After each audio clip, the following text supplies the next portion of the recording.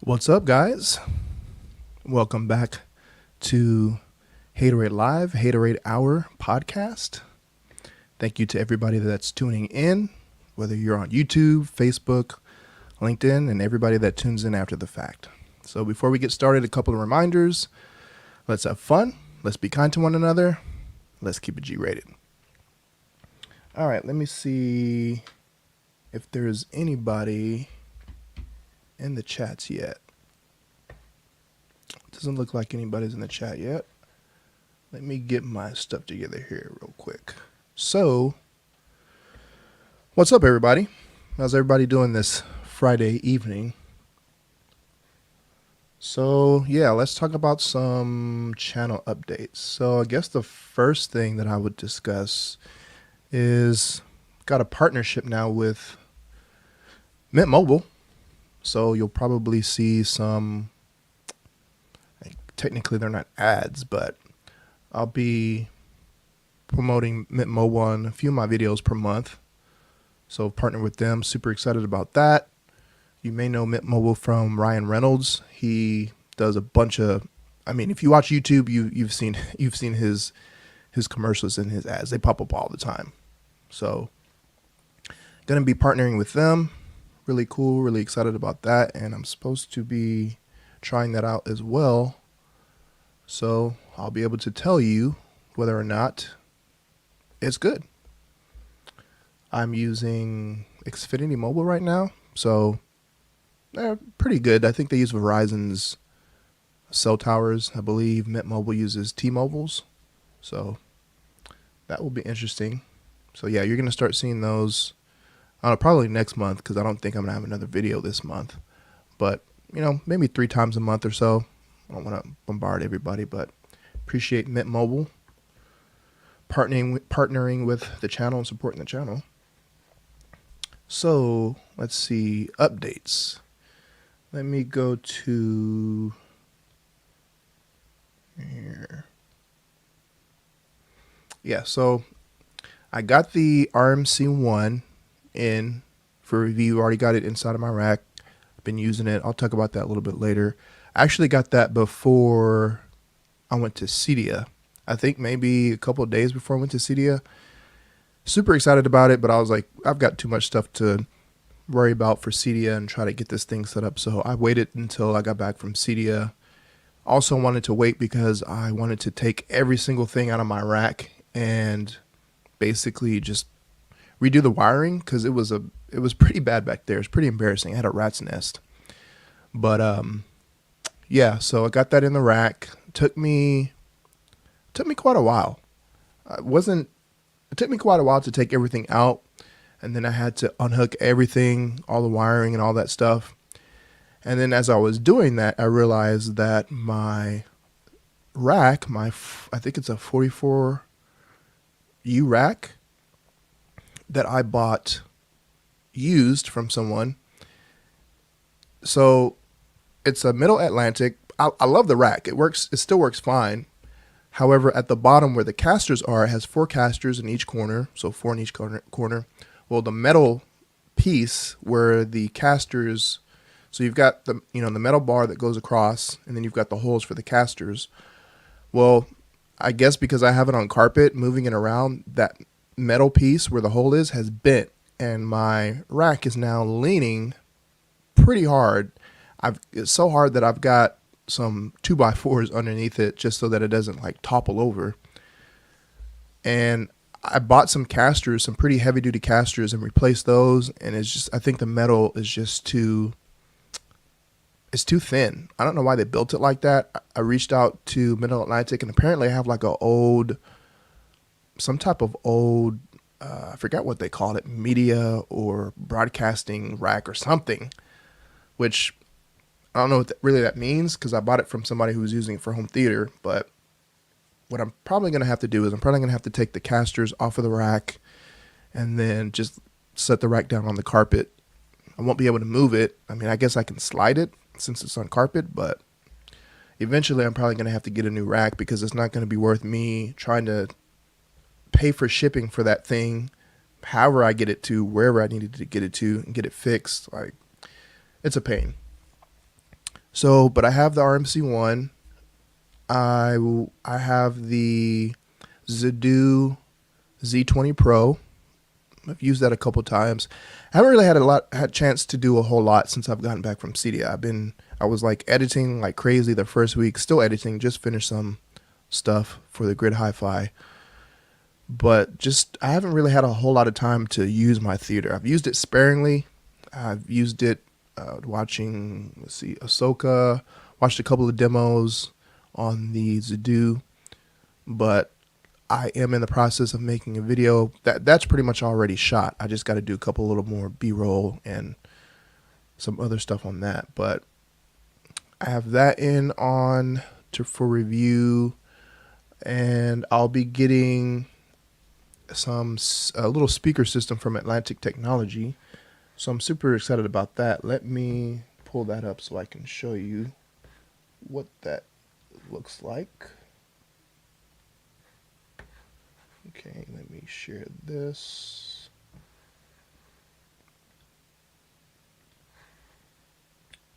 Present. Share screen, window, share. So, let me hide this. So I'll be getting the 4400 system. It's compact.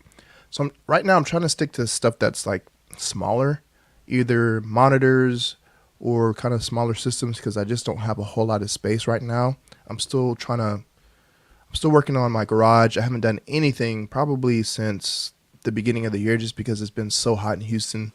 If you follow the weather and you've been hearing about, the heat wave that we just had over the last like couple months, it was like 100 plus every single day with no rain.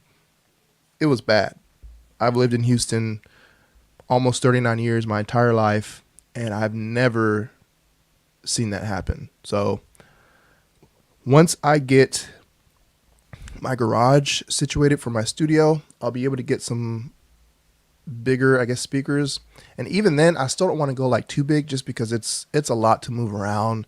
Like the boxes are big. That's one thing I hate, is having to deal with boxes, because the boxes are huge. And then while you're reviewing it, you have to find somewhere to put the boxes, and you have to keep the boxes because you have to return the stuff to the company, and then trying to put stuff back into the boxes the way it came. Like I'm not complaining about the YouTube part. It's just that part. It's really, it's really not fun. So that's why I'm trying to stick to smaller stuff.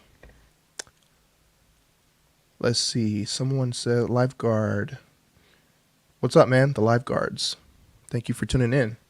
Lifeguard says, just watched The Equalizer 3, best film I've seen in a while. Cheers from South Florida. Thank you for tuning in from South Florida. I know you guys are used to heat as well. So what's the weather like right now? Oprah Winfrey says, I will send you some of the rain from New York. Yeah, you know what? I saw this, was it this morning? I think I saw something on YouTube where there was like this like mass flooding. There was a video and it was just like water everywhere. And I guess there was like a drain hole where the cover was gone, and it was like a swirl. Like, it looked pretty bad. I was like, where did that come from? But what's up, Oprah Winfrey? Thanks for tuning in. CJ says, what's up, guys? What's up, CJ? So yeah, so I'll be getting in this 4400 system from Atlantic Technology. So it's a compact system. It comes with these 4400 LR speakers, so for left and right. And then the center channel is going to be the 4400C. And then it comes with these surround speakers. So these look pretty tiny, but it's a 5.1. And then I should be getting, I think it's a 12-inch subwoofer. So they asked me if I wanted a 10 or 12-inch. I told them 12-inch. It's probably not going to be that much bigger, and it's compact, so it shouldn't be an issue. But I do think I am going to have a giveaway when they send me this stuff to review. So pretty excited about that. So if you're watching and you're not subscribed yet, make sure you subscribe so you'll be eligible for that giveaway. So yeah, that's coming to the channel. I don't know exactly when. I just talked to the rep. So I think that's going to be coming out soon. All right, let me stop presenting this. See, there's some other people in chat. What's up, man? Good to see you. Thanks for tuning in. Oprah Winfrey says, yeah, in Brooklyn. So, yeah. Is that where you're at? Yeah, that was crazy, man. I saw that on YouTube, and I was like, what's going on over there in New York where there's like flooding? Like, you don't hear about that in New York. You hear about that here in Houston and Louisiana, Florida. CJ says, how would you rate the Nakamichi Dragon to other soundbars? Yeah, I'm going to talk about that here in a little bit. Easy Home Theater Tech. What's up, Ike? Good to see you, my man. How's it going over there in Dallas? Speaking of Dallas, I am supposed to, in December, I'm supposed to go down and shoot some home theater videos, some home theater tours. 4, I believe. So I'm super excited about that.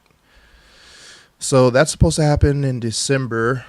I'll drive down there and shoot some home theater tours. So got my first one out of the way, and I was like, you know what, that wasn't too bad. Now that I've got one out of the way, like it should be. Still a lot of work, but I'm excited about that. Ed Arapi, what's up, Ed? Says your thoughts on the best sub for home theater around 2K, looking for 15 or 18 inch. Around 2K, 15 or 18 inch. Man, that's gonna be. So I would say your best. I haven't heard a whole lot of subs, but I would say your best bang for your buck is probably going to be like SVS or something. But I don't think they're 16 inch. I don't know if they have a 15 inch. I have the 13 inch, the PB4000, and that's more than 2K. That's like, I want to say like $29.99. So for their 16 inch, let's see. Let's look that up. SVS. Let me present.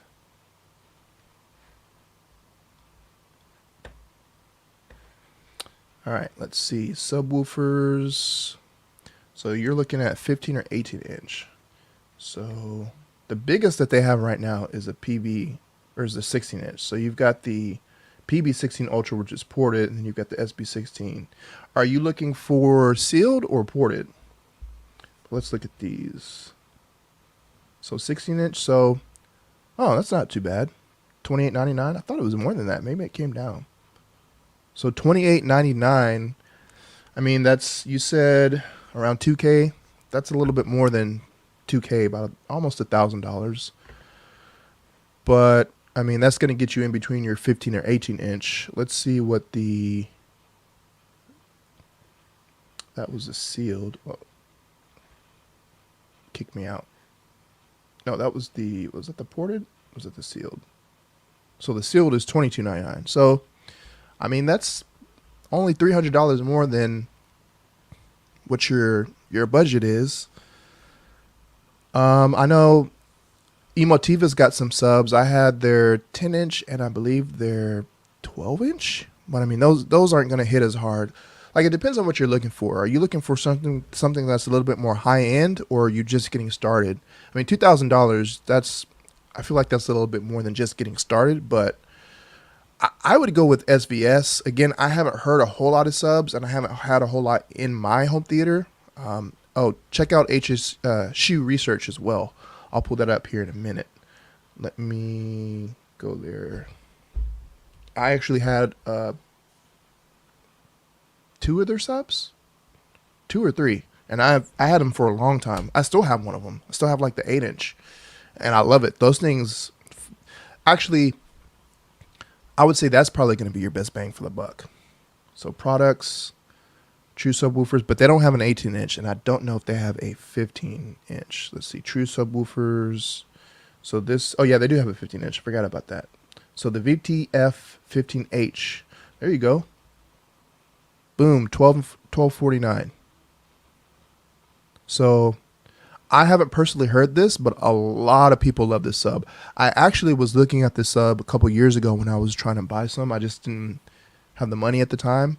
And I actually reached out to them a while ago to try to get one for review, but a lot of people love these. A lot of people love Shoe Research. A lot of people still don't know about Shoe Research. I've had two of their subs. I had a 12-inch, and I sold that a couple months ago, earlier this year. And then I also have their 8-inch. That 8-inch hits. Like, I have it in my theater, in my living room, in an open floor plan, and it still hits. So check out Shoe Research, man. You know, a lot of people like them. I've had them, and they're very solid. All right, let's stop sharing this. Let's see, there's some more comments.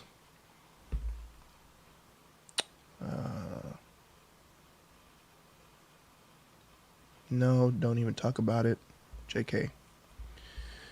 Easy Home Theater Tech says, good to see you. Siphonics Audio says, hey, Easy Home Theater Tech. Ike says he shot his first one last week and currently editing it. Cool, man. Yeah, so Ike was saying that when we were at CEDIA, that he was going to be shooting his first home theater tour. So congrats on that, man. It's a lot of work. Especially, that was my first time. I brought like so much stuff. Some of the stuff I didn't even use. Some of the stuff I didn't get to use. The space wasn't all that big either, so I was kind of limited. But yeah, man, looking forward to seeing that. Go check out Easy Home Theater Tech's channel. Be looking forward to see. Siphonics says Arundel 1723 version 2. Yeah, so I didn't bring up Arundel just because I haven't heard their subs personally, but let's check that out. Let's see. I do love me some Arundel though. And as a matter of fact, I'm gonna reach out to them and see if I can get some more speakers, because I want to start, now that I have the RMC1, which I'm going to talk about more, I want to start getting those older speakers, like my in-ceiling speakers. I have 4 in-ceiling speakers, and then I'm using the 1961s as my rear surrounds, which I love them. They're just too small for my rear surrounds. I want everything to be on the same level. Even though they're angled up, like I can hear it when stuff goes to the back, I can hear the sound drop just because I'm on a riser already. I'm on a 10-inch riser, and then they're tiny speakers, but they hit. Like, I love them. But I want to get the 1723 monitors that I have up front for my left and right also for my back. That way they'll be at the tweeter and everything will be at the same height. Okay, so 1723 V2. Let's see, subwoofers, 1723 V2 or 2V? I think you meant 2V. So, and now these are dual opposing, I believe. I think these have 2 drivers in them. Let's see. Sound. Design.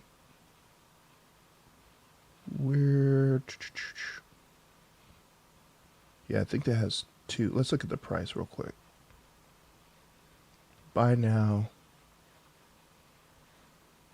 So that's a little bit more than what you're looking at, man, for the 2K.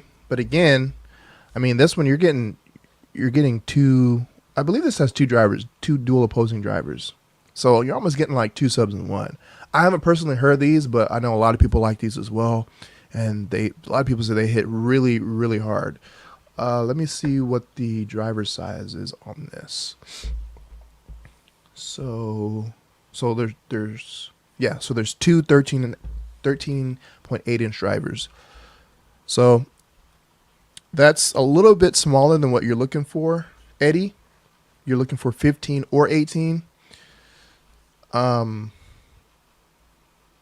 But I mean, if you go $3,000 with the Arundels, if you go with the Subwoofer 2V and you get 2 13.8-inch drivers, that'll probably work out better for you than just a 15-inch. A 15-inch is probably still going to have more output, but I don't know, man. That's going to be really close.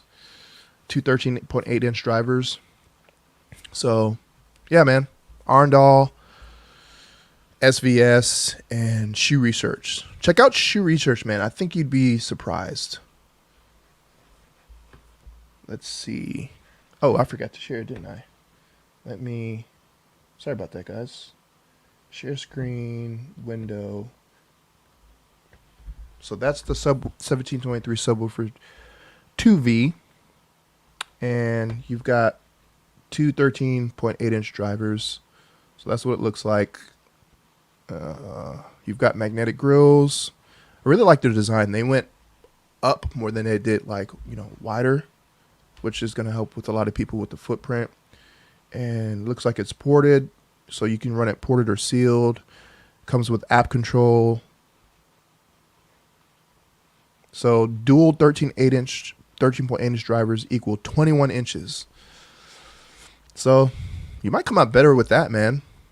SVS doesn't even have dual opposing drivers, so you spend a little bit more. I would say if you want to go that way, save up your money. I mean, it's going to be, I don't know what your budget's like or your finances, but if you save a little bit more money, man, you can get two drivers in one. All right. Let's see. We got some more comments in here. R-1V. Let's see. The 2V is 3Gs, yeah. What's up, Rob?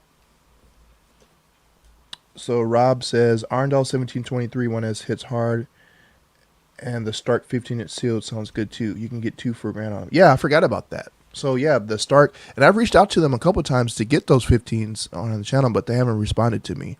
But the last time I looked, I don't think they were running the buy one get one free deal. Let me check that out. They might have stopped that. Start sound.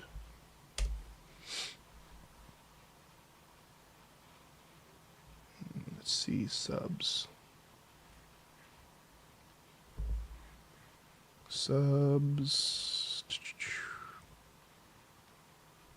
SW15.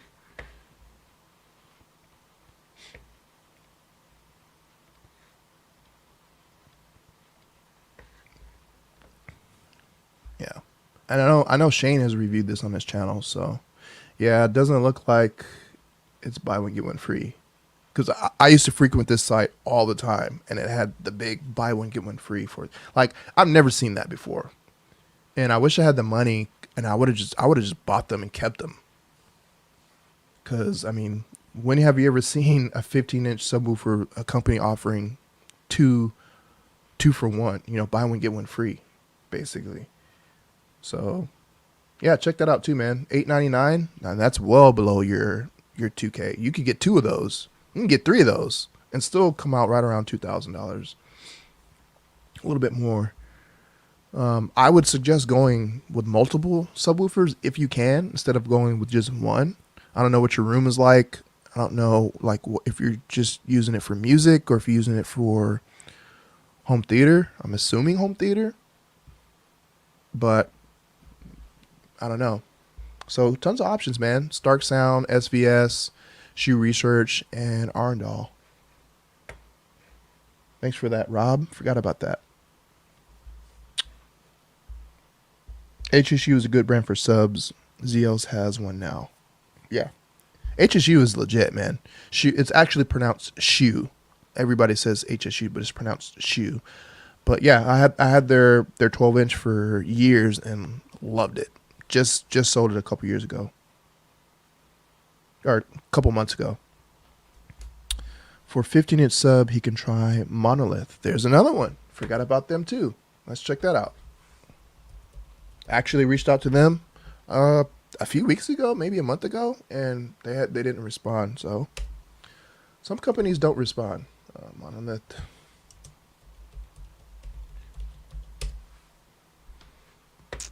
Okay. So here's a 13-inch THX certified for $1,500. So that's a 13-inch. Do they have a 15-inch? You've got dual 12-inch for $1,600.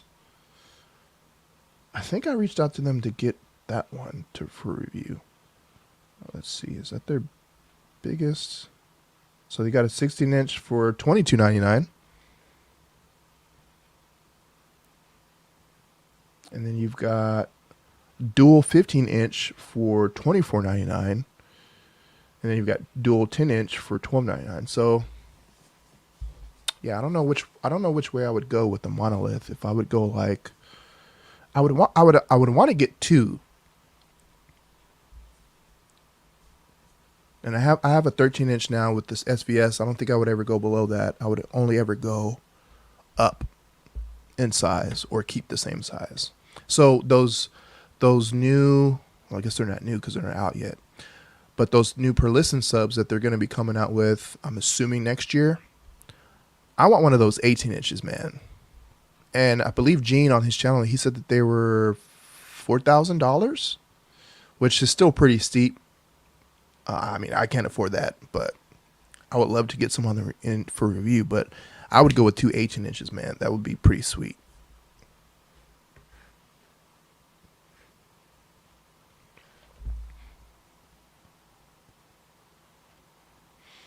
Rob says, also, if you have 2K, you can get 4 Stark 15-inch, which would cover you. Yeah, that would be sweet, man. Like, I would not be opposed to that. The only thing is what you're using them for, because those are sealed. So, you know, they're not going to dig as deep as a ported. But if you have 4 of them and they're 15 inches, that'll probably still get you some pretty high SPL. But also with 4 of them, they should dig pretty deep. Ed says, thank you. Thank you, sir. Thank you for watching.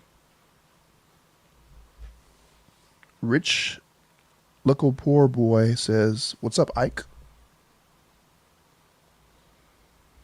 It is priced higher, but the test Gene did really show it is a monster sub. Which one is that one? Are you talking about the Arendal or the Monolith?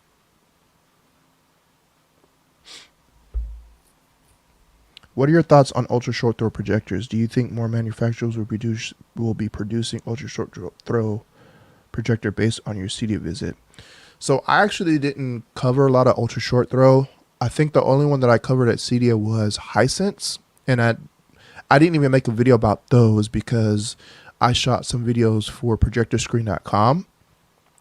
So I didn't want to have like the same content on my channel and their channel.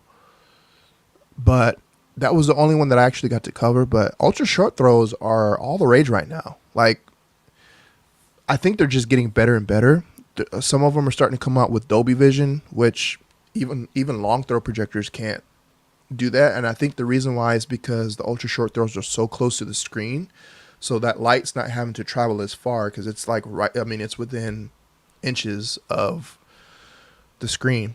But what are my thoughts on ultra short throw projectors?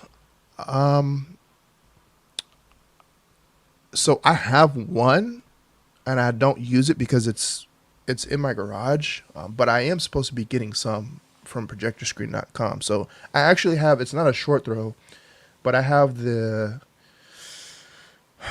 N1 Ultra from JM Go. I just got those a couple days ago, or one. So I have that. It comes with the stand, and then it has 3D glasses.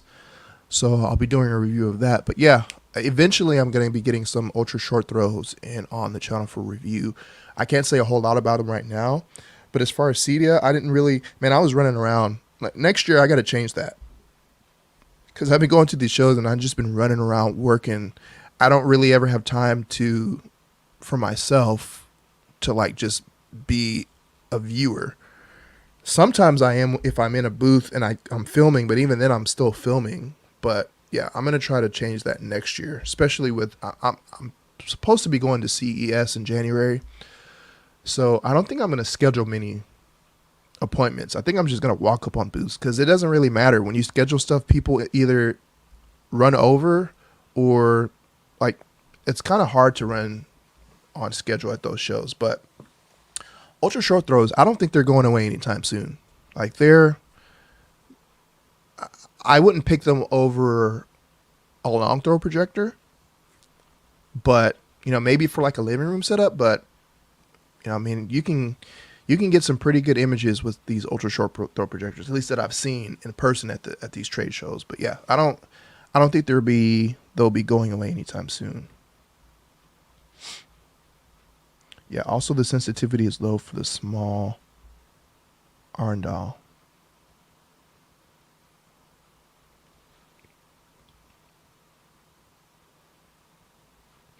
One of the drivers passive. Yeah, that, and they ran that for like a long time. Like I want to say it was over 6 months because I remember that came out whenever I think during the holidays last year, and it was like I was like, oh, that's only going to be a couple weeks. It was months. I want to say it was close to 6 months. Like I think they just barely, like the last time I checked it, they didn't have it on their website. So that BOGO is wild. Like I still can't. I don't know how they're making a profit doing that. I mean, keep doing it, but I don't understand how they're able to. Maybe maybe they know they're going to take a loss on profit just to get, people aware, and then they stop it for a while, and then people are like, I don't know, maybe it's a good strategy. You run that BOGO for a while, stop it, bring it back during the holidays, and then people are like, oh, I got to get that again before, it goes away.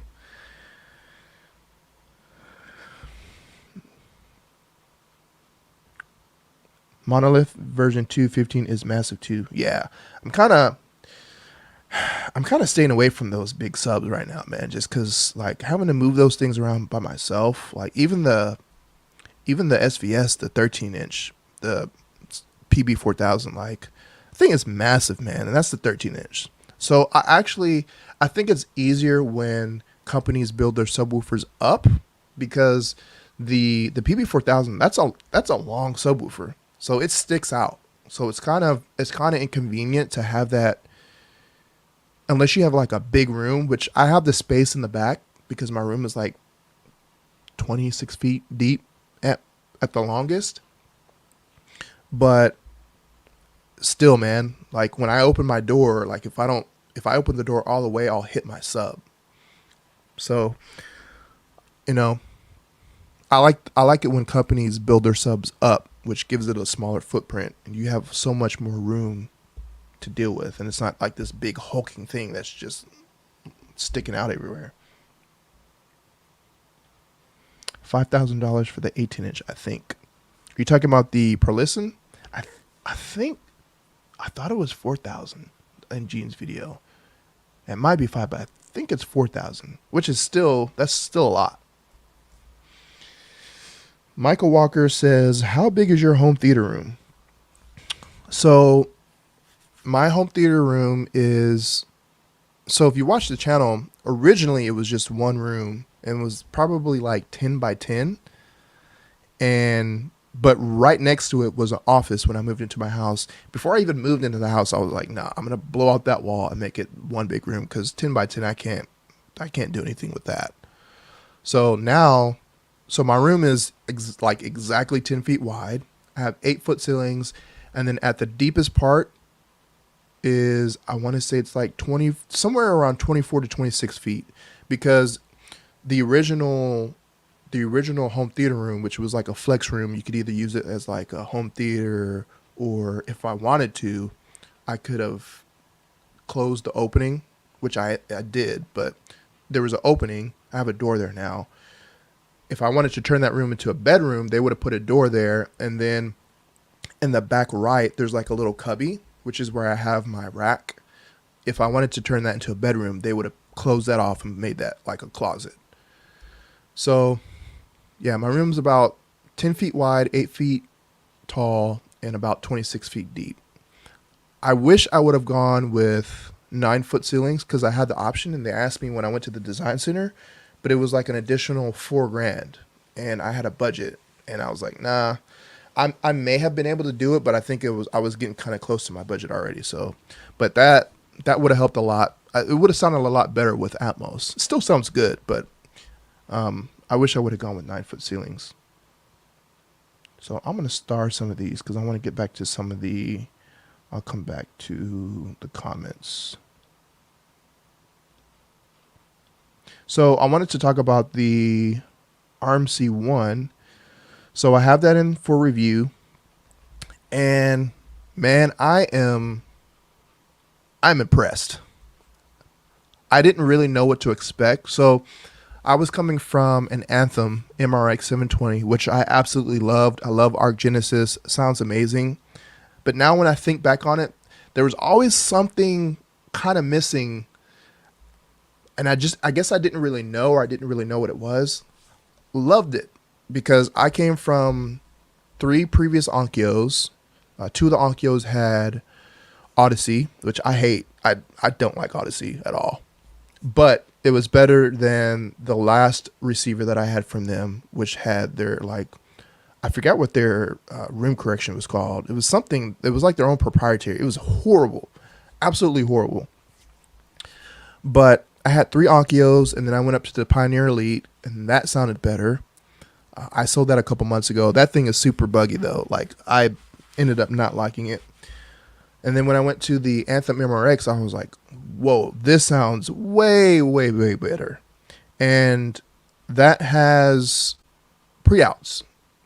So I believe it's a 9-channel receiver, but it has 11 channels of pre-out. So I've never used the internal amps on that thing ever. I've only ever used the pre-out. So I was kind of using it like a processor, but it's not the same.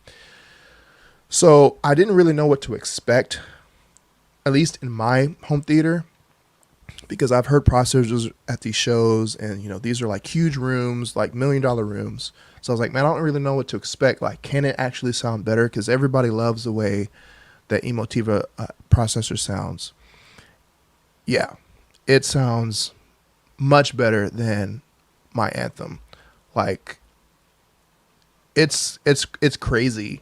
Like, unless, it's hard to describe too, like, to someone that hasn't heard a processor. But when you go from a receiver, even if you're using the pre-outs and you go to a processor, man, I'm enjoying it a lot. The sound is phenomenal. I'm starting to go back and watch some movies, and it's like I'm watching them again, for the first time. Like, just it, when people talk about your walls disappearing, like, now I know what they really are talking about. Like, I experienced some of that with my MRX coming from, you know, a lesser receiver, but the RMC1 sounds incredible. Like, those DACs in there are legit. And I'll, you know, make a video eventually. And so I haven't even run Dirac, nothing. I haven't touched any of the settings. I haven't set my distances. I haven't adjusted, you know, the main listening position for reference at all. I'm going to do that eventually. I'm just enjoying it so much. I'm like, I don't even see how it could sound better than it is right now. Like, I haven't touched anything. I'll probably do that this weekend or maybe this week. But yeah, man, that thing is like, I can't go back now. And my plan was to get it in for review it for a while, and then purchase it. But I can't go back. However, there are some issues. Really, the only issue that I've seen so far is which a lot of people have talked about. It's the HDMI board. So I've heard that it's gotten better, and there's a couple things that I need to troubleshoot. So when I first set it up, I had an issue with the video, and I think so I'm using an HD Fury, and that's been kind of a little bit buggy for me lately. I don't know what's been going on with it. It works like 95% of the time, and then every once in a while it'll act funny. But when I got a new HDMI cable, and when I was pulling the cable through the roof, I think I accidentally unplugged the infrared blaster from my Harmony, because I had a really long one going from my rack up through the ceiling down into my hush box so that I can control the Epson. I think I unplugged it by accident, and I've noticed that whenever, because I still use my Harmony, but I have to turn on the Epson manually. I've noticed that since that's happened, if I turn on the RMC1 first and then turn on my projector, I get like no video. And it's super, super frustrating to have to go back to my rack, take off the panels from the rack. And the only way that fixes it is I have to manually unplug the power cable from the RMC1, plug it back in, let it boot up, and then I get video. And that's happened like 2 or 3 times. So I think if I turn on my projector first and then turn on the RMC one, I don't think I'll have an issue because it was working fine before that. That and man, the HDMI switching on the RMC one is like the slowest that I have ever seen. And I've heard people talk about it. It's slow. So hopefully when they come out with the RMC One Plus, the upgrade, and they have the new HDMI 2.1 boards, that'll be fixed. But it's really weird too because most of these companies, like when did the RMC One come out? 4 or 5 years ago. So it's not running any new tech. Most of these receiver companies, they pretty much all use the same HDMI boards. They might just come from another factory that's manufacturing them. So I don't know why the HDMI switching is like it's incredibly slow. Like sometimes I think like, I guess I gotta go unplug it again because the video didn't come up, and then like 5 seconds later the video comes up. Like it's pretty bad. But other than that, I'm loving the RMC one. So even with those issues, I'll say that I guess it's worth it for what. I guess I'll see in the long run. I need to do some more troubleshooting, but as far as sound quality, I haven't heard anything better in my theater. The only thing that will probably beat it, more than likely beat it, is a Trinov or a Storm audio. And the RMC one also has Dirac live on it. So I'm curious, since it's a processor, at some point, once the exclusivity goes away with the Storm, if it's going to get the Dirac live art. Active room treatment. But yeah, as far as the sound quality, I'm 1000% happy with the RMC one. Like I love it. Like I can't go back. I'll probably end up buying it. Let me see, what else did I want to talk about? Banners, Kaleidoscape. So I'll be getting a Kaleidoscape for review. I actually think that just shipped today. I'll be getting that from Audio Advice. So I am working with Audio Advice now. They are supporting the channel, so that's cool. So yeah, I'll be getting that in for review, and I know that's probably going to cause a lot of controversy. I actually had one for a couple weeks, and I had to give it back, but I'll be able to keep this one a little bit longer. I plan on doing a comparison video for like between Kaleidoscape, Plex, and like Zidoo, because I know a lot of people ask like, what's the difference? Why does the Kaleidoscape cost $8,000, this and that? Like it is a niche product and it is expensive, but it's pretty awesome. Like if you have the chance to dive into it and play with it, it's pretty awesome.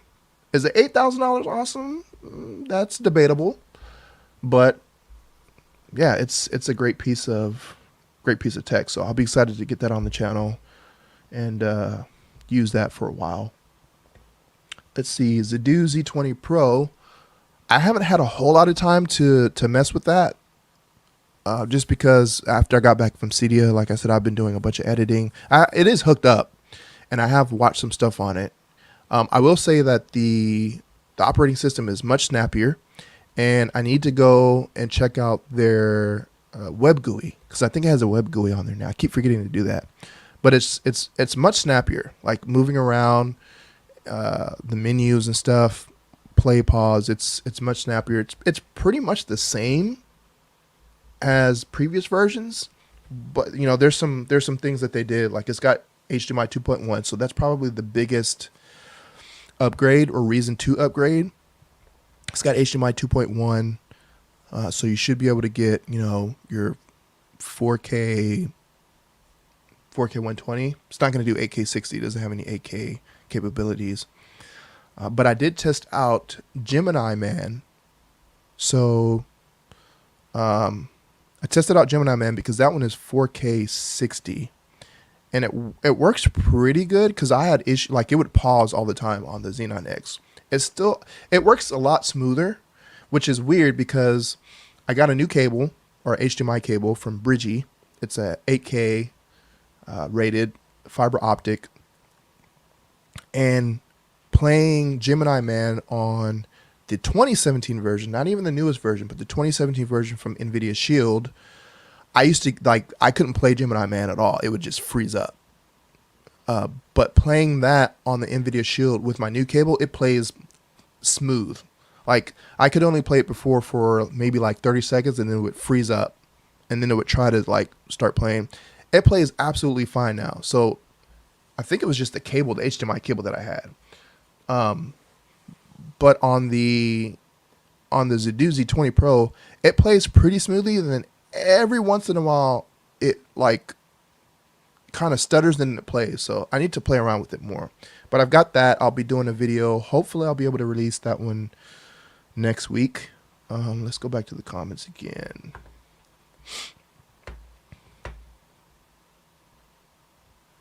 Ike says, not sure I need more subs in addition to my PB2000 Pros. And I believe you have that in-wall sub from SVS, right? Did you ever set that up? Oprah Winfrey says, I think the D15 same price would be a better buy. Is that you talking about the per listen subs, D15? Which one is that one? Oprah Winfrey says the 18-inch per listen are R series. I have 2 of the D15. Okay, yeah, so he's probably talking about the D15, yeah. Yeah, so the R series, yeah, those are, so I'm curious if those are still going to be THX Dominus. Because the R series speakers, I know the towers are Dominus. I don't remember if the monitors are Dominus. But yeah, those D215s, or you had said you have the D15, so you have the single one. Yeah, I would still get the R series, the 18-inch. I mean, 18 inches, like they're sealed, but if you get 2 of those things, man, that's gonna be hard to beat. Michael Walker says, I just got the AWOL 3000 Pro. Cool, man, congrats. And you have the Nakamichi Dragon also, right? We're gonna talk about that. The Nakamichi Dragon. Easy Home Theater Tech says, ultra short throws are here to stay, but they need to start going beyond 120 inches. Yeah. Yeah, I don't know. I wonder what the average home theater, like people that have dedicated home theaters, I wonder what the average screen size is. I would say it would be, the average would be below 120 inches. Mine's 100 inches. I mean, I know there's some crazy ones out there that have 200, 130, 150. I'd be willing to bet, though, that the average is probably below 120. Or maybe like either 100 inch or below, maybe 110. 120 is pretty big. I don't know if everybody has that. Michael Walker says 150. They have 115 screens.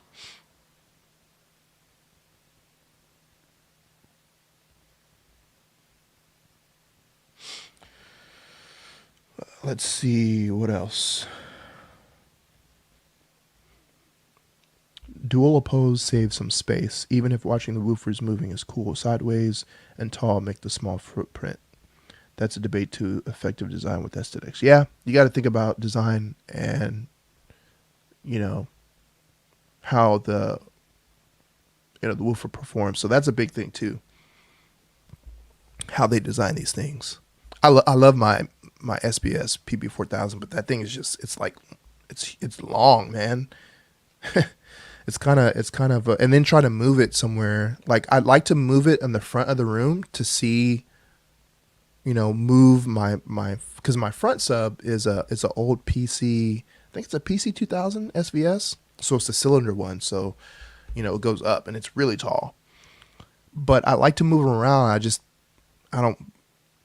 To try to move my PB4000 up over my riser, my 10-inch riser by myself, and then get it down. And one of the reasons I haven't done that either is because I don't have a whole lot of room up front in between the front row and the screen.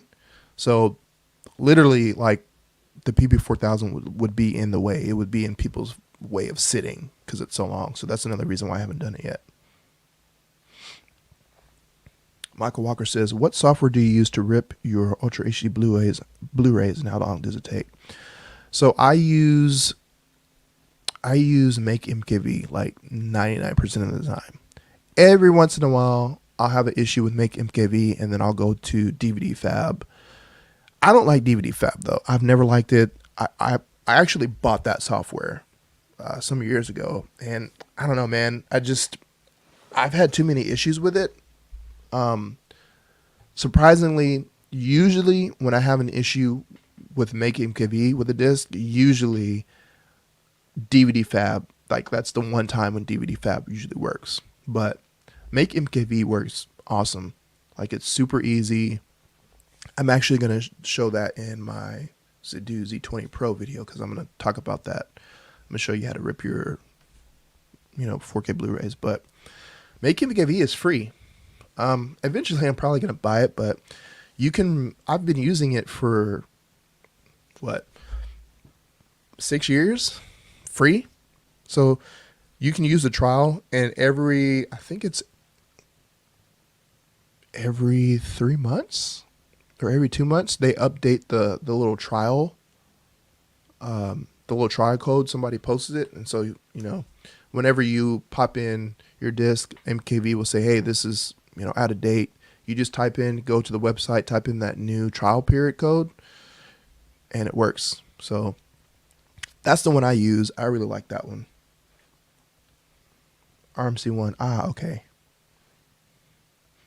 Are you dissing the RMC1?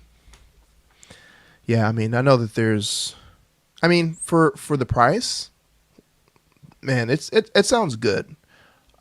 Issues aside, and I've heard that a lot of the issues that were plaguing it have been resolved.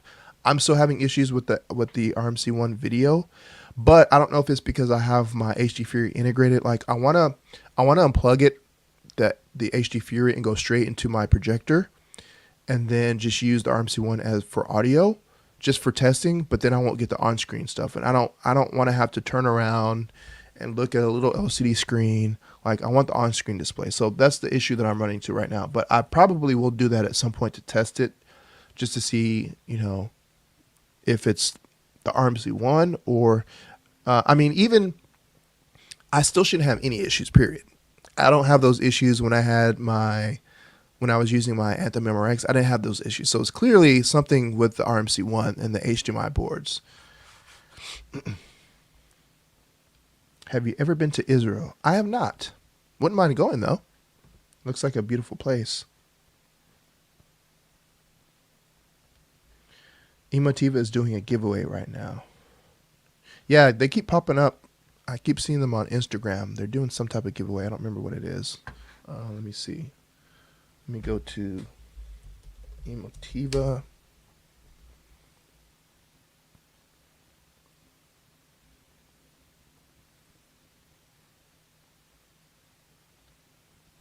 I don't see the giveaway. I know I've seen it on Instagram.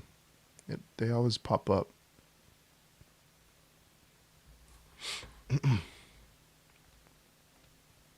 What is your opinion on the Zadoo Neo? I haven't used that one. The only one that I have is the Z9X, and then I have the Z20 Pro. I've reached out to them a couple times, actually more than a couple times, for a review unit. They say they actually respond. They just say no. And I know that they've given out some review units because I've seen the videos. So maybe I need more subscribers first before they pay attention to me.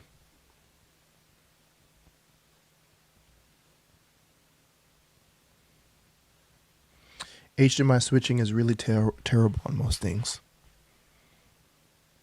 Yeah, that's probably right. There's been a few times where I've had issues with my Anthem MRX where I had to, turn it off. I've never really had to unplug the cable though. But I don't really have issues with I think I've had more issues with the RMC1 HDMI board with only having it for a couple weeks than I've had with my Anthem. Anthem AVM 70 is great. Yeah, Anthem is. I love Anthem, man. I would recommend Anthem all day to anybody. Like their ARC Genesis room correction software is top notch. I haven't run Dirac yet, but apparently Dirac's even better. I think Dirac is widely known as the best, and Anthemart Genesis is probably right under that. Like it's pretty good.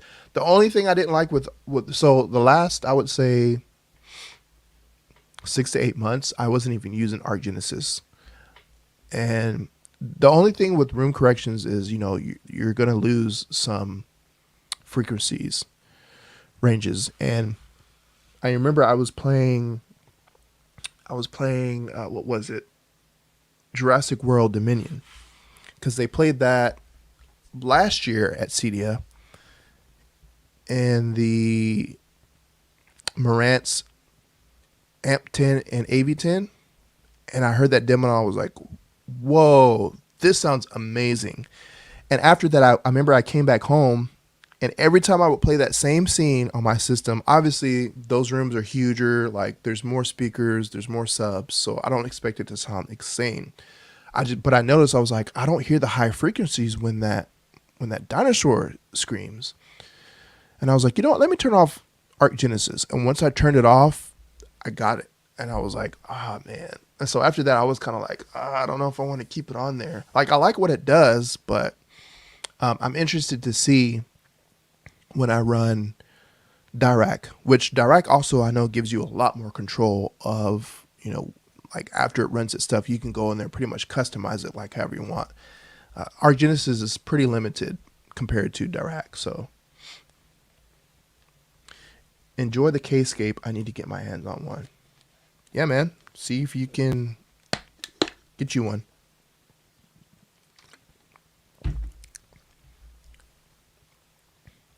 .1 is 8K, 4K 60 if it's full bandwidth. Right. Yeah, so I believe it's 48 gigabits per second. So the HDMI cable that I have now is 48 gigabits per second. It'll do 8K 60, 4K 120. The only thing that I have, so the Epson LS12000 is HDMI 2.1, so it will do 4K 120. There's no 8K on it. And then the Zedu Z20 Pro will do 4K 120, and then the Xbox Series X will do 4K 120. Can the Xbox Series X do 8K? If it does, I don't know if they've released that yet. I think it's capable of it. I don't know if they've updated it to do that, but I know it can do 4K 120. So I've got a couple things that I can, use 4K, the 48 gigabits per second now that I have a new HDMI cable. Want to get K-scape, but that just came out with upgrades in the last 2 years. Yeah, they've got the SSDs now. So that's the only thing with Cloudscape is it's still pricey, but if you want to upgrade to hard drive space, it's gonna be a pretty penny.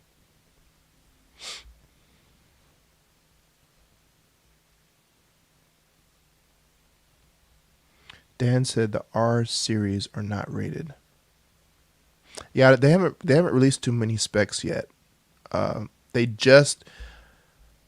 told us pricing at that VIP thing at Cydia, but they told us not to say anything. So Gene's video, I guess it's okay now, but they haven't released any specs other than woofer size and price. So I don't know like how low they're gonna dig, what the SPL is on that, all that stuff. But I mean, it's Perlisten, so it's probably gonna be legit.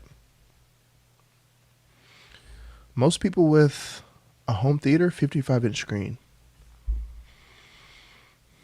Yeah, I don't know.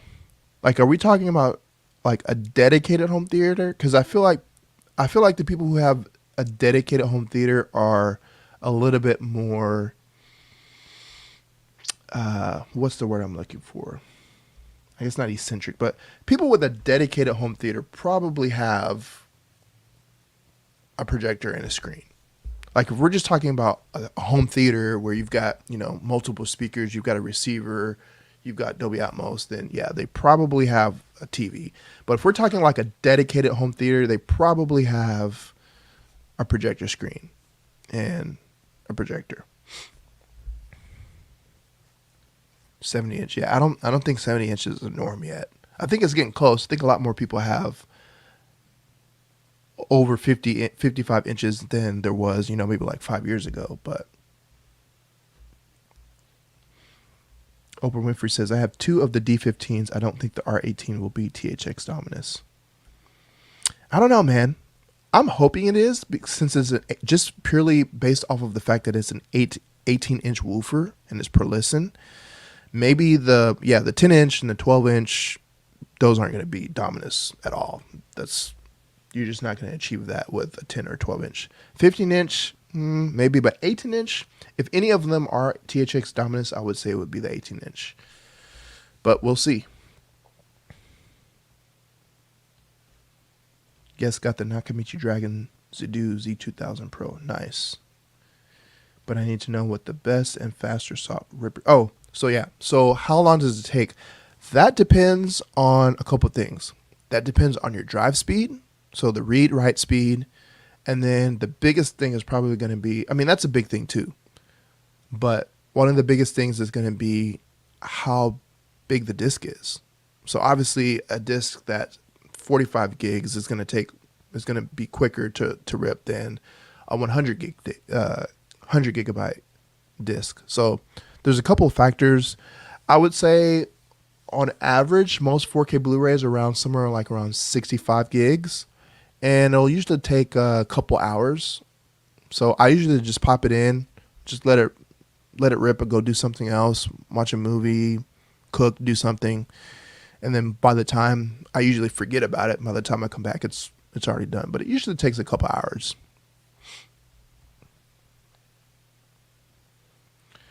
Do you know any brand of receiver capable of Roon ready and 13 channels of processing? I think the Anthem receivers, the new receivers, I think those are Roon possible. I actually just signed up for Roon today. Like I had it for like a trial a couple, I don't know, earlier this year, maybe last year, but I just signed up again for it. But I'm pretty sure Anthem receivers have it. Denon probably has it. They usually like dump everything in there. So Denon receivers probably are Roon ready. I'm pretty sure they are. Maybe Marantz. I don't have a whole lot of experience with Roon. Like I said, I just signed up for it again today. But pretty sure Anthem and Denon Marantz probably are going to have 13 channels with Roon. I like to get Kaleidoscape, but no 3D and lots of money. Yeah, I mean, I don't know how I feel about 3D anymore. Like even before I went with the LS12000, I had the Epson 5040 UB. Like I was all into buying 3Ds when I had the TV, and even when I got the projector, I was watching 3D and stuff. But the last couple years, I've popped in a 3D movie maybe once or twice. Most of the time, I just forgot that I had them. And then once TV stopped including 3D as an option on their TVs, like I wouldn't say that I lost the desire for it, but it's like, well, I mean, even though I still have a 3D movie, but I'm a 3D projector, how many movies do they actually release on 3D? So I wouldn't say that I'm like, I don't care about 3D anymore. It's just, I don't know. I haven't watched them, but I don't think Kaleidoscape is ever going to, if you're buying a Kaleidoscape for $8,000, you probably don't care about 3D. So I don't think that's part of their demographic. Like 3D is not niche. I'm not saying that, you can't enjoy 3D and spend a lot of money. I highly doubt anybody that has a Kaleidoscape really cares about 3D that much to where they're like, hey, like give us 3D.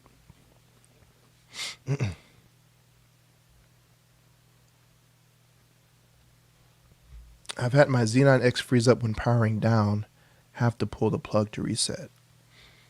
I don't think I've ever, when powering down, I don't think I've ever had that issue.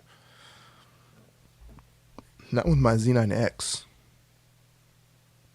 Yeah, I don't ever remember having that issue.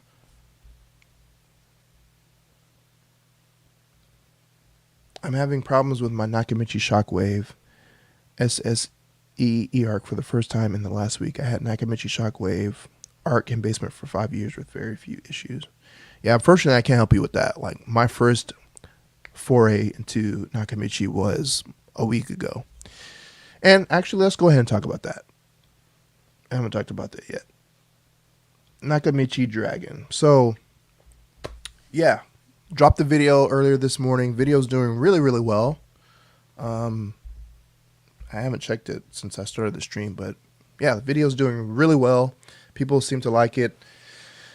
I will say I think the video could have been better. I could have done better, and I say that just because it wasn't in my environment.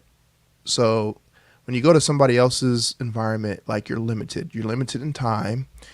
You're limited in space. And like if I had it here at my house, I could plan over days, weeks. So I basically had like a time slot where I could be there, help set up, film it, get some video. So I wouldn't say I was rushing, but I didn't really get to film it. And I'm not complaining or not saying anything. I'm just saying that I could have done better with the filming, while I was there. But it's just one of those things where it's like it's not in my home, so I don't really have control, and I don't want to stay there like all day. Dude's got family. I mean, I know him. Like, we've worked together for 15 years. In fact, we were in the same department for probably 10 or so years. And then the homeowner actually became my manager. So he was my manager for like a year and a half, maybe 2. And then he left and went to another department. And then maybe a couple years after that, I left that department and went to another department. But I've known him for 15 years. So he was real cool about it. But again, that's not my house. Like, I don't want to just roll up in somebody's house and be like, yeah, let me take all day. He's got kids and stuff. But yeah, man, that thing it lives up to the hype. And that was one of the things that I was worried about, because I don't remember another product that's been hyped up that much. Like, since I went to CES, I had never even heard of Nakamichi before. I know they've been around for a long time. They make cassette tapes, cassette decks and stuff like a long time ago. I had never heard of them. So I was like, Nakamichi, who is that? And then they're talking about a soundbar, whatever you call it. It's not a soundbar. I don't know what you classify it as anymore, because, people were calling it a soundbar, but then they were saying it was like 11.4.6, and I was like, really? So I was interested. And then I started reading up about it, and then I saw some, reviews. Techno Dad and Elon Osborne, they were there at CES. I didn't get to run into them there, but they heard it and they said it was amazing. So I was like, all right, I trust those guys. So I started following it, and I was like, man, this thing is getting hyped up big time. Like, is it going to live up to the hype? Like, can it do what it's claiming to do? Because, I haven't had any high-end soundbars in my home, but I've had soundbars, and I've been to other people's homes that have soundbars. So I'm like, I don't know, man. And then when my coworker was like, I think I might buy this. And I was like, dude, if you buy it, you got to let me like come over and film it. Because one, like, I want to see if this thing lives up to the hype. Two, there was like almost no videos. No disrespect to Digital Trends. Like, I'm subscribed to their channel. I watch other videos, love what they do. But they didn't really go into depth about the Nakamichi Dragon. So I was like, man, let me try and do dig a little bit more, show a little bit more. So like I said, I feel like the video could have been better. I just didn't have enough time that I would usually commit to filming something like that. But man, I was blown away, like truly blown away. And I know some people are going to say that it's not the same as, channel separation like individual speakers, and it's not. I don't think that you can ever replace that. However, I do think that the Nakamichi Dragon bridges the gap between your highest end soundbar and a legit home theater speaker, home theater setup with individual speakers. It's very impressive. And one of the things that was most impressive to me is how they're able to achieve panning. So you've got the soundbar in the middle, and you've got your left, center, and right drivers on it, and then you've got some up firing speakers, and I think you've got speakers going to the side. And then the only other like physical speakers are the rear surrounds. Everything else is being simulated. I was like floored because there was a couple scenes, specifically the Dolby Atmos scene or Dolby Atmos demo, where if you've heard it, the bird flies around the room. Like it panned. Like I could follow the bird where there was absolutely no speakers, and I could follow it all around the room behind me. Like it's one thing to get panning with speakers because you have multiple speakers. You can achieve that with delays and reverb and stuff, but to actually pan for a long time where there's no speakers, I don't know how they did that. And it was impressive. I was like, oh snap, like this thing does live up to the hype. Now I will say the hide effects are still very good, but I did notice that the hide effects aren't as loud once it finally hits your ears, because it's bouncing up, it's hitting the ceiling, and then it's hitting your ears, as opposed to like a ceiling speaker that's mounted or in ceiling where it's aiming and it's traveling straight to your ear. I did notice that those effects didn't sound as loud, but again, we didn't set up anything. Like we didn't change any of the settings, so you can probably compensate for that, but it's legit. Like I would say 85 to 90% of the time, it's very believable. And it's also very weird because your brain knows there's no speakers above me. There's no speakers to the side of me, but I'm still hearing it. So it's kind of trippy. But and then coming from the Sonos Arc, that was my first time hearing Sonos ever. I hadn't heard any Sonos stuff. So I wanted to hear that first and have a good reference. And the Sonos Arc was impressive. Like, as soon as he turned it on, I was like, man, I am impressed with this. The subs, like, those subs hit pretty good on the Arc. So I was impressed with the Arc. And then as soon as we turned on the Nakamichi Dragon, I was like, okay, like, the Sonos Arc was impressive, but, like, throw that in the trash. No disrespect to anybody who has it. Obviously, I'm over-exaggerating, but yeah, like once he gets it dialed in and goes in there and changes like the settings and stuff. The only thing we did do is we changed the distance levels. Like at the very, very end, right before I left, we kind of went in there and I was like, man, I need to film this setting stuff because this is pretty in depth. Like this is almost like an AVR. But again, it's not perfect. Like I said in the video, it's not perfect. There were some scenes where I was like, I didn't really hear hide effects. There's supposed to be some hide effects there. I've watched this scene numerous times. I don't remember what exactly scene it was. So, and then you have to think about the content too, because depending on how the movie was mixed, if you have a bad mix, it's probably not going to sound that good anyway. But yeah, man, I was impressed. Like literally, I was speechless. Like there was numerous times where I looked at Manny and I was like, dude, how are they doing this? Like sometimes I didn't even say anything. I just looked at him. He just looked at me and we were just like speechless. So yeah, that thing is going to sell a lot. Once they get more into production, and I really think once more people, specifically like YouTubers, like people who are actually going to review it and make a good video, once they see how awesome it is and word gets around, like that thing's going to sell. And I don't think anybody's going to be able to touch the Nakamichi Dragon for what they're doing. I think it's going to be a while before they have like some serious legit competitors, because that thing is it's crazy, man. Like It's very trippy. It messes with your brain. Let's go back to the comments here. Let's see here.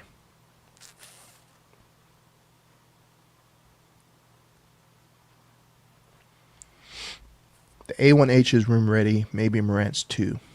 Yeah, I'm pretty sure some of the Denon and Marantz receivers have Rune on it. Even maybe some of the lower end ones. Like Denon is usually really good about like including everything.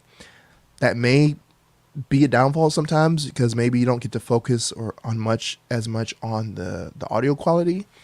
But they usually Onkyo used to be that way too. Onkyo may have some room ready stuff. Actually, I would probably bet that they do have some of their receivers have Rune.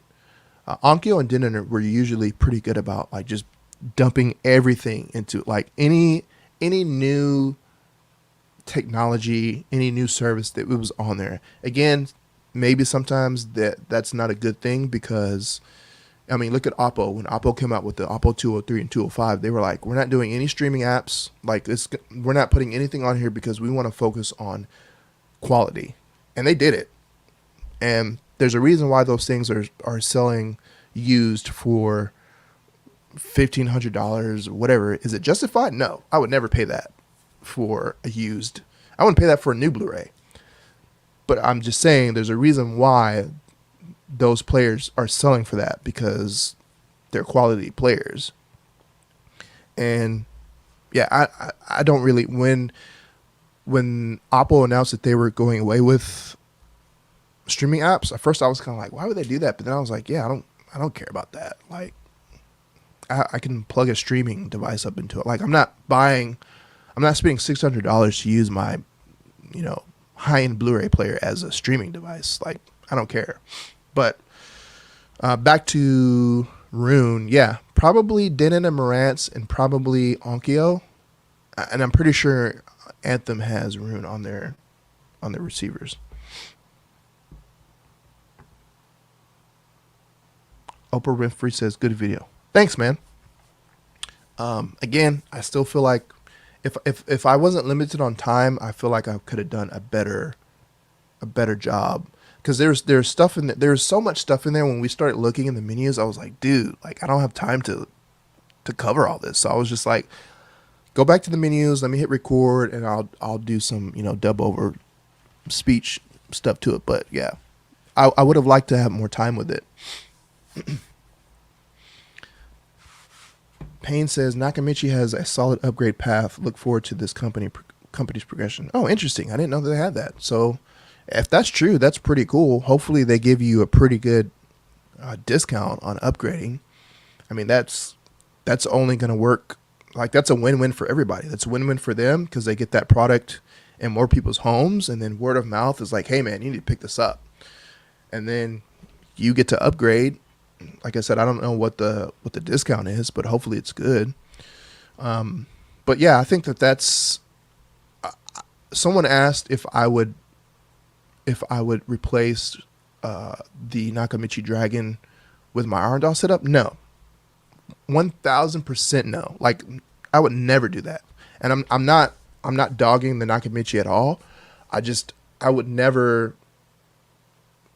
Like I said, you're never going to be able to replace individual speakers. You just can't. Like I mean, it's physics. It just makes sense. If you have a speaker that's physically above you for Atmos, that's going to do a better job than something bouncing the sound up and then hitting your ears.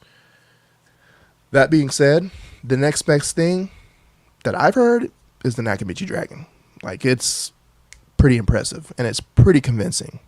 Like numerous times, especially with Kong, like that scene in Ready Player One where towards the end of that race scene when he's running behind you and like he was like 12 feet tall.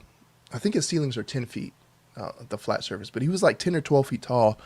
And as soon as I heard it, I went, whoa. And I looked at Manny. I was like, dude, like that doesn't even sound like that in my theater. Obviously my ceilings are lower, but that was cool, man. Like, I don't know what the threshold is. Like if you've got anything bigger than 10 feet, like I assume the taller your ceilings are, the lesser the effect is going to be.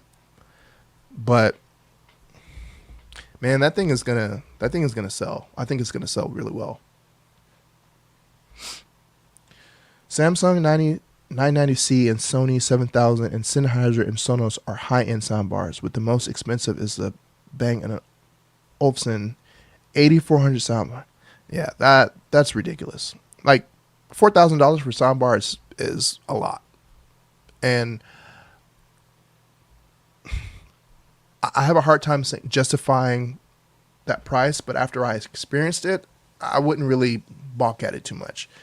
$8,400 for a soundbar? No, I would never encourage anybody to do that. Like that's your prerogative. If you want to spend that, I haven't heard it. Maybe it sounds amazing, but that's like I could do so much more with $8,400. No, I wouldn't do that. Atmos sound is supposed to be able to send sound anywhere because it's data. True, but it still doesn't. It's hard to describe, man. If you've heard it, it's convincing and it works. But there's times when you can tell that it's bouncing like you can tell that it's different from a dedicated actual speaker that's aimed at you, and that's Atmos. Like it's you have to hear it, man. Again, it does a great job and it bridges that gap, but it's still not the same. Now there's other scenes where it's like I think I mentioned it in the video, the James Bond scene when they're in the car, like that sounded exactly the same as it did at my theater. Exactly the same. So it just depends on. Yeah, I don't know how they're doing that. Again, like I said, the biggest thing for me was the panning, like being able to hear that bird go all the way across his wall where there was absolutely no speakers, and it panned. That like, yeah, it's pretty crazy. Psychoacoustics, it's a real thing. Yeah, it is a real thing, definitely. And whatever they're doing, they nailed it, man. For the most part. Again, it's not perfect, and it's not, for me, it's not going to replace an actual home theater system with individual speakers, but man, it's pretty good. Atmos is supposed to mess with your brain, so is DTS:X, its data. I don't know if I would agree with that. I don't know about mess with your like a lot of stuff in Atmos is directional. Like, you know, it's coming from there. The part where, you know, the metadata, there's certain things it's pretty much on the director's intent. So there's lots of stuff in Atmos and DTS:X tracks where it's supposed to come from, you know, right there or right here. But then there's other stuff where it's like you're not really supposed to know where it's coming from, and that's where the metadata comes in, and it's using your speakers and it's blending and using, you know, psychoacoustics and all that stuff. But I wouldn't say it's supposed to mess with your brain. It's just supposed to simulate the height level that we can hear, that the human ear can hear.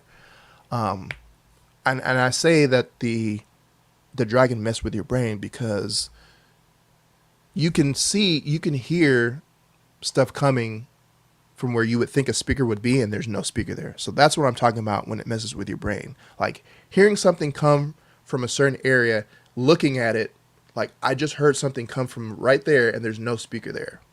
Like, how is that possible?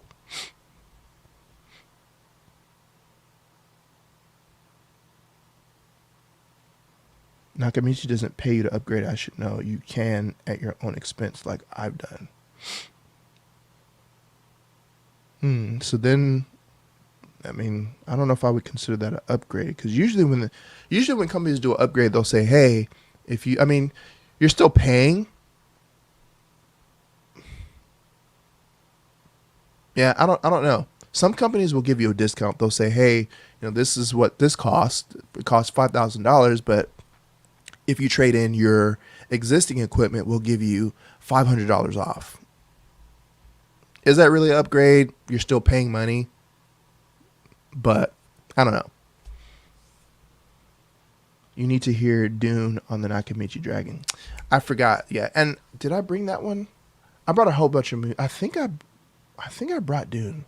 We probably just didn't listen to it. We listened to like, let's see, we listened to Ready Player One, No Time to Die, A Quiet Place Part 2. I couldn't find A Quiet Place Part 1. I have it ripped digitally, but I couldn't find the disc because he has a Blu-ray player. He doesn't have like any digital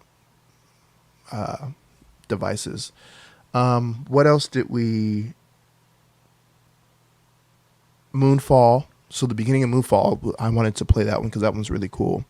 And then we watched a couple like streaming scenes and stuff. But I mean, again, time limited. So if I had it here, then yeah, I could take as much time as I want. I could watch all the specific scenes that I use. But yeah, Dune probably sounds really good on that.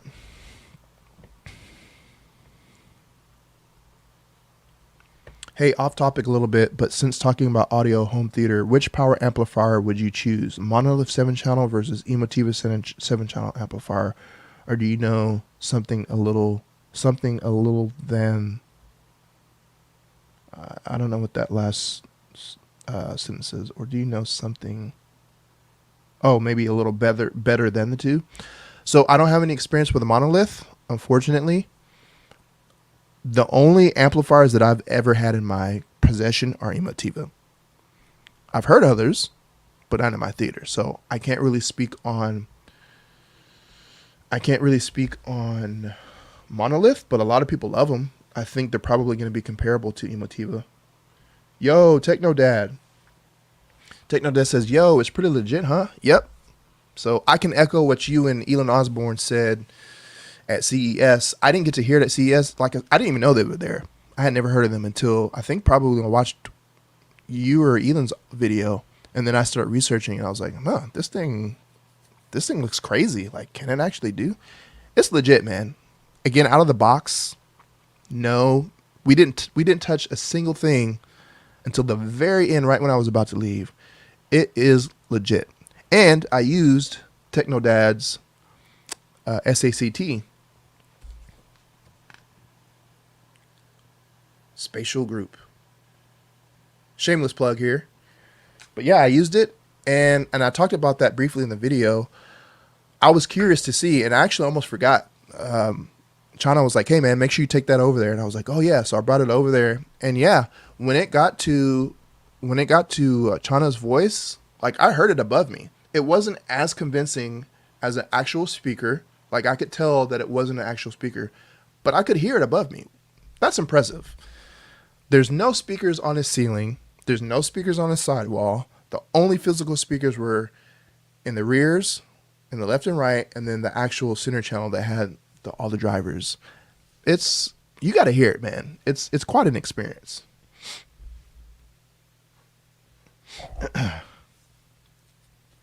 No one asked you. Just kidding. What's up, player?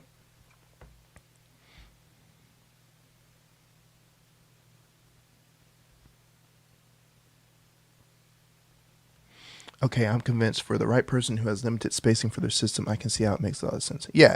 I mean, I think I know that they're probably going to market like that. Like, yeah, you can replace your home theater system. Nah, I wouldn't say that. I would say this is geared towards people who, one, are married and the wife is like, I don't want to see any speakers. Like, no. So you only have a couple. I mean, you can put that on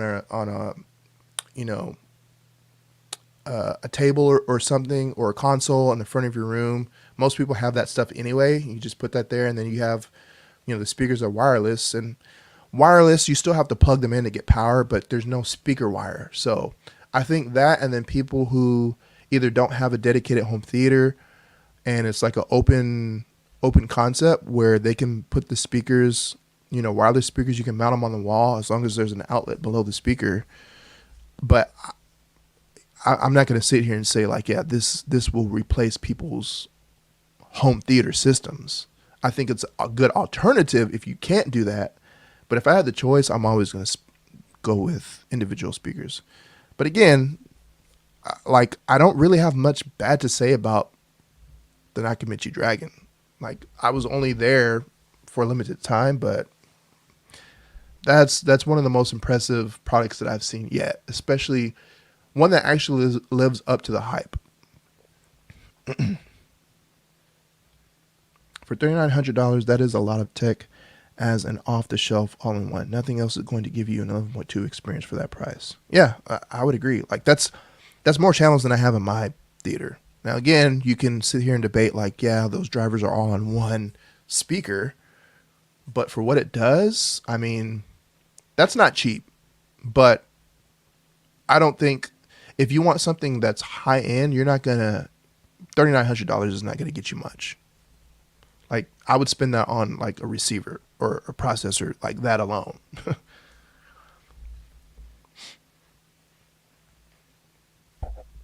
At TechnoDat, what do you use to rip your Ultra HD Blu-rays? Because according to Shane, he can rip an Ultra HD Blu-ray in 15. I don't know what that 15 minutes, which I don't know about that. They are finally sending one over. It goes to England first. Wow, interesting. Well, glad you guys are finally get one. Yeah, I remember watching your videos saying that you guys were going to get one, and then like it never happened. So I was like, man, what happened? But yeah, cool, man. I'm sure you'll have. I know your videos are going to be. You and Elan's are going to be legit, and I know TechnoDad's is going to be nice. But yeah, cool, man. I mean, you guys have already heard it. Hearing it in your own environment, though, I'm sure it's going to be different. But yeah, that'll be cool. Got to get that spatial track ASAP by TechnoDad. Do it, man. Use my discount. Cowboy10 get you 10% off. So you got no choice now. Or no, you got nothing holding you back. So yeah, pick it up.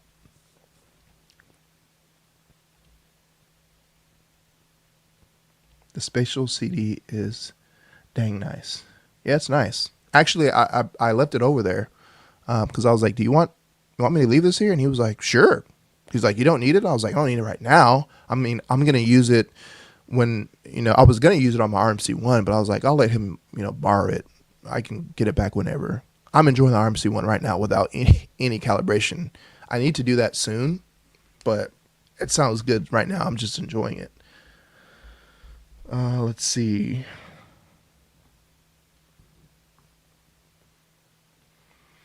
SE Audio. Oh yeah, I didn't even realize that was SE Audio. What's up, man?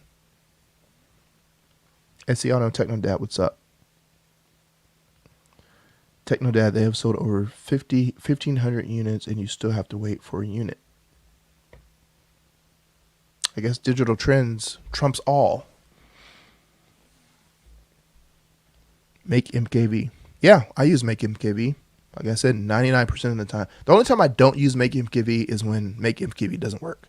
And that's usually when usually that happens if I buy a disc like that day, like it came out on Tuesday, I go pick it up from Best Buy, and I guess maybe the ripping code or whatever it is maybe hasn't been updated yet. That happens every once in a while. Most of the time, if I buy a disc, the day it gets released, I can rip it.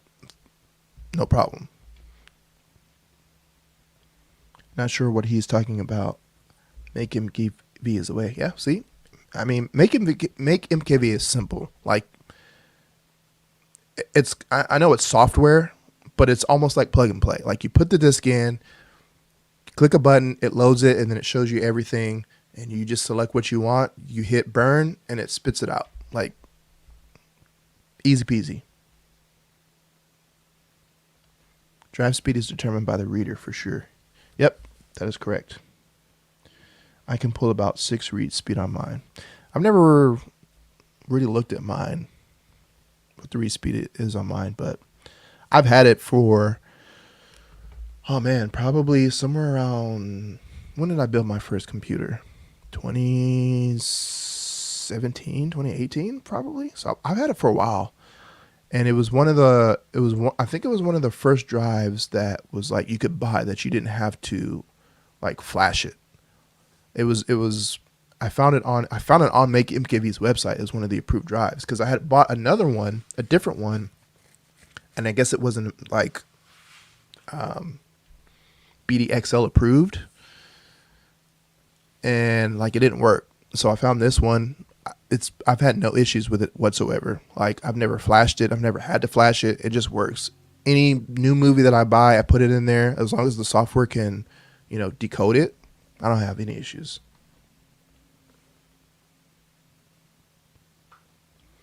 According to Shane Lee, last night he rips Ultra HD Blu-rays in 15 minutes. I'm gonna have to message him about that. I watched part of his live stream. I didn't watch all of it because just haven't had the time yet. But 15 minutes, that's pretty stinking quick. I've never burned any Ultra HD Blu-ray short of like 45 minutes. 15 minutes, that's us. I'm gonna have to message him about that, because I want to know what he's doing. What's good, fam? Techno Dad. That's what's good, cowboy. Appreciate it. Have a great night, sir. Thanks for the info/chat. See you around. Good night, chat. Thanks, man. Appreciate you logging in or tuning in. Always appreciate the support.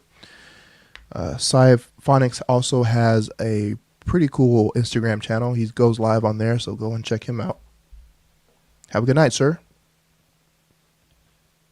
The only thing I wish Make MKV will let you do is select specific chapters from the movie for demo reels. Yeah, I wish they would do that too. There is a chapter, I forget what it's called. You can create more chapters than what Make MKV does. So once Make MKV spits out the file, you can put that file in another.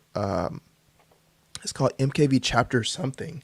You can put that in there. You can do it in like 5-minute increments.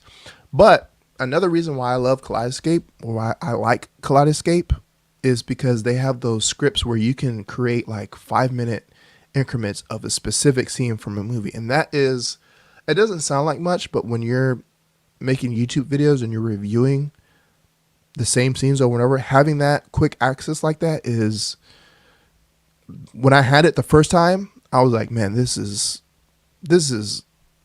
like, I wish Plex had that. Cause what I do is if I'm reviewing something, I'll watch it on like the Zadoo, but then when I make the video, I have to use my NVIDIA Shield, because like with the NVIDIA Shield, at least you can go and you can see the actual like scene, those chapter thumbnails. So I can just click on the chapter thumbnail and go straight to that scene. But even then, it's still limited because you don't get to select. I think with Kaleidoscape, you can actually select whatever scene that you want and create 5-minute increments. Whereas when you get like Make MKV and you run it through Plex goes through and it makes, the chapters or whatever. But you can create more chapters after the fact. I forget what the program is called. I've done it before. I've done like 3-minute increments, but still it's not the same. I wouldn't want to rip them in 15 minutes. That seems like a recipe for errors. Mine are 15. Yeah, you would probably get a bunch of errors. I'm curious now. I've never even ripped a Blu-ray in 15 minutes. Like, not even Ultra HD Blu. Like, even a Blu-ray takes more than 15 minutes. So if he's doing something different, I find that hard to believe. But I'm gonna ask him about that. Mine are taking from an hour to 2 hours. Yeah, that's usually what an Ultra HD Blu-ray usually takes, a couple hours for me, unless it's really short. I think the quickest one I've had was maybe like around an hour, but most of them take like a couple hours. I think he said 50 minutes. That probably sounds more reasonable. Maybe he said 50 and it sounded like 15. I would highly doubt, and I'm not saying that if he said 15 that he's a liar or anything like that. I'm just saying I don't think any software that I've ever used has ever taken 15 minutes. A DVD might not even take 15 minutes. It might take longer than that, but DVDs, I could see a DVD taking maybe 20 minutes, maybe 30 minutes, depending on the size. But Ultra HD Blu-ray 15 minutes, I don't know about that. He didn't say 15 minutes. He said 15. All right, well, I'm gonna ask him because I need to find out what he's doing. But again, yeah, then that begs the question, like, are you gonna get any errors from that? Because 15 minutes is pretty quick, and I don't know of any drive that would rip it that fast anyway. He said it used to take 30 minutes with Zapiti. Now that seems more like that I could believe more, because that Zapiti, they had like their own, like, I forget what it was called. I don't think they have that anymore. I think you can purchase it, but yeah, I think they were doing something crazy with that. If you get a Zadoo and do a BDMV rip, you can get full chapter in here. Yes, you can do that. But with that, you're still limited to what the movie studios, like, they make the chapters. So, like, if there's a specific scene in between those chapters, like, you don't know where it's at. I'm pretty sure with Kaleidoscape, you can pick anywhere in the movie and create. Maybe I'm wrong on that, and I'll find that out when I get it for review. But yeah, you can also do the BDMV as well.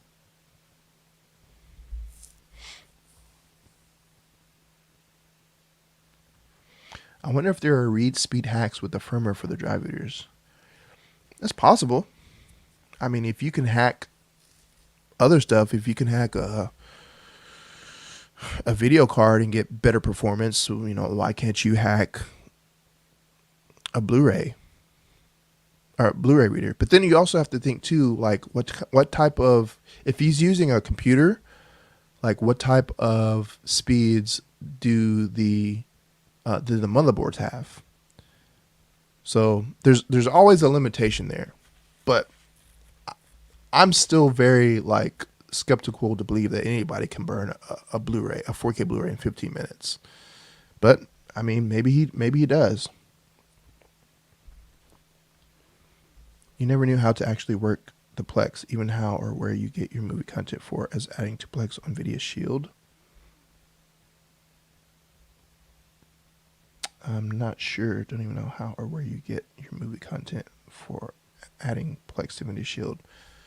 Not sure what you're asking, but yeah, I mean, I used Nvidia Shield for years before I even knew Zadoo existed, and I don't even use that thing. The only time I use it is when I'm making videos and I need to, you know, record a video, just because it's easier. That's the only reason why.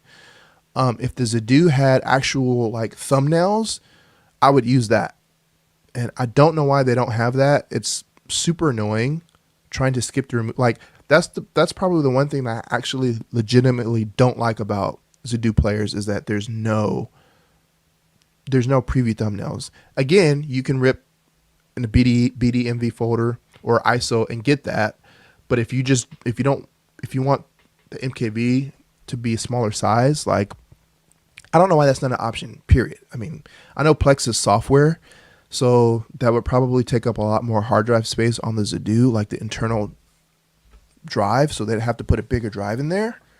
But if you have one of the players, the Zadoo players, that has, I mean, they all have hard drive capability. You can either have a drive bay on it, or you can plug a hard drive into it with their USB port. So they should make it to where if you're using a hard drive, you can store those files on that hard drive, and that would solve the problem.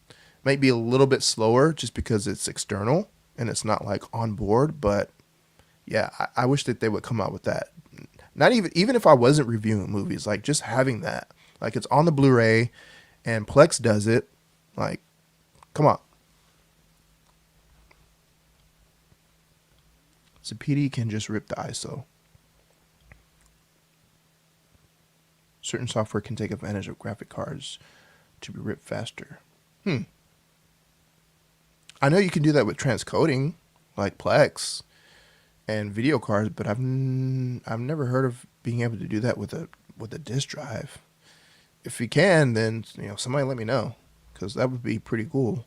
But you would probably have to flash it. And I know they don't recommend, if you're burning stuff drip, like they recommend you don't. I mean, I guess if you get the right flash, but usually if you flash your Blu-ray drive, you're probably going to lose the capability of burning Ultra HDs. So I've never had to flash mine. I don't plan on flashing mine. And I know there's some sites that have like the specific file where you can flash it to make yours work. But yeah, I don't know about that.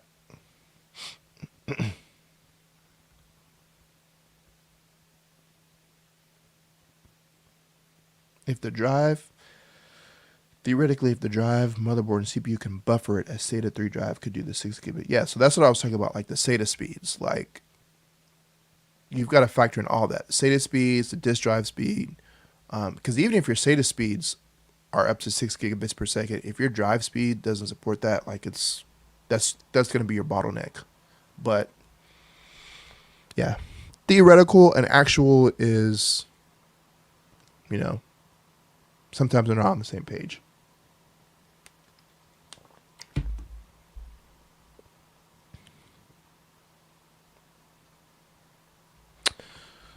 Where are we at? 8:16. All right, so we're almost coming up on 2 hours. I think that's going to be it, man. I think I talked about everything that I wanted to talk about. Yeah. So I got to get me some food. Got to eat, but man, thank you to everybody that tuned in.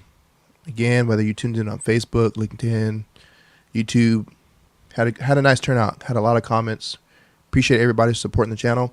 Also, I don't want to go on a rant, but don't forget, like the videos. Hit that little thumb button.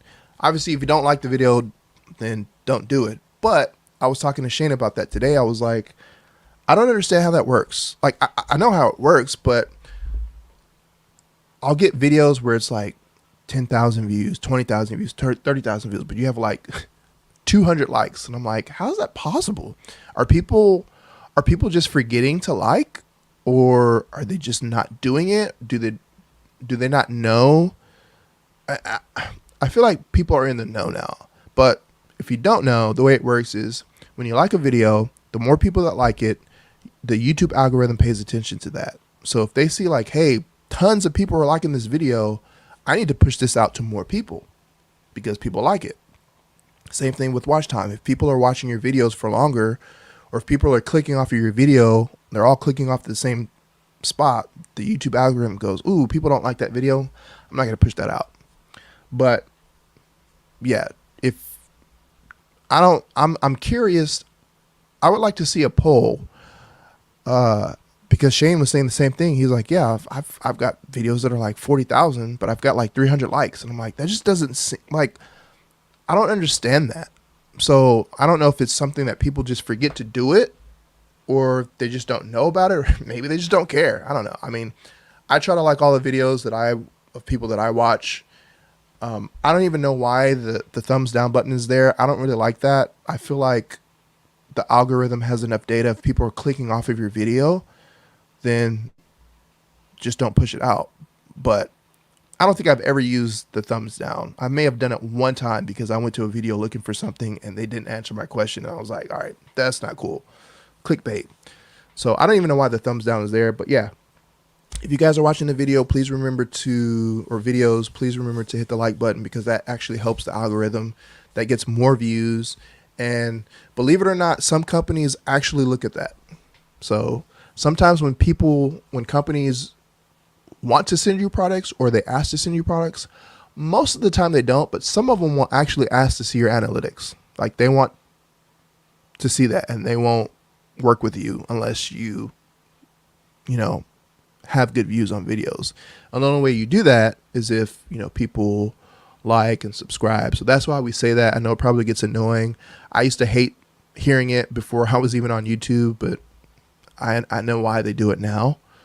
But yeah, I didn't want to go off on a rant. I was just something I was talking about and I was thinking about earlier today. But yeah, thank you guys for watching. And yeah, I don't know when the next live stream is going to be. I usually try to do it like once a month. Let's see. Awesome. Thanks at Hatoraid Cowboy Cinema. Keep up the great content. Appreciate it, man. And yeah, thank you to everybody. You guys have been helping the channel grow. You've been supporting the channel. I have so much more opportunities, and I'm like truly thankful because my channel is so small, and I feel like I'm getting opportunities that I wouldn't normally get at a channel this small. But you guys are supporting. You guys comment. You guys leave positive comments, which is not always the case on some people's channel, and because I see it on other people's comments, the channels and their comments. So you guys are positive. You leave comments. You hit the like button. You're subscribing. You're interactive. We interact. So I really appreciate all the support, guys. Thank you guys for tuning into this live stream. I've got some really cool stuff coming to the channel. I'm actually starting to get a little bit overwhelmed because I'm getting a lot more opportunities now. But thank you guys. None of this would be possible without you. Everyone, enjoy your evening and your weekend, and I'll either see you probably in the next video and next time in the next live stream. Michael Walker says, just subscribe. Appreciate that, man. Awesome. All right, guys. Thanks for watching. Catch you next time.